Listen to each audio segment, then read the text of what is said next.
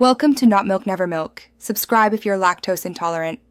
You're starting in recovery, so plug in your Windows 10 USB and boot to Advanced Startup now. Once the media is recognized, choose Troubleshoot, then Advanced Options, and open Command Prompt. You're doing this to run low-level repairs that the GUI can't, so don't skip Command Prompt. Make sure you note the system drive letter inside Recovery. It may not be C. With Prompt open, you're ready to run targeted boot repair, commands that rewrite boot configuration and repair corrupt files. Now repair the boot records. First type bootrec/fixmber to rewrite the master boot record, then bootrec/fixboot to write a fresh boot sector. This fixes common corruption. Next run bootrec/scanos to find Windows installations and bootrec/rebuild to rebuild the boot configuration data so Windows is recognized.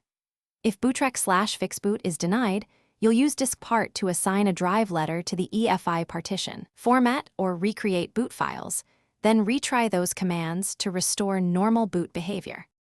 Finish by checking file system integrity and system files.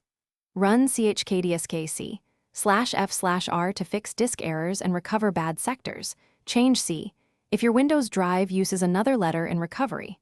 Then run sfc/scano with offline flags, sfc/scano/offbootdir equals C, //offwindir equals C, /Windows to repair protected system files.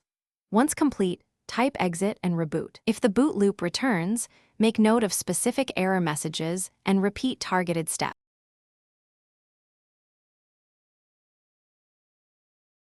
Thanks for watching. If this was helpful, leave a like and consider subscribing. See you next time.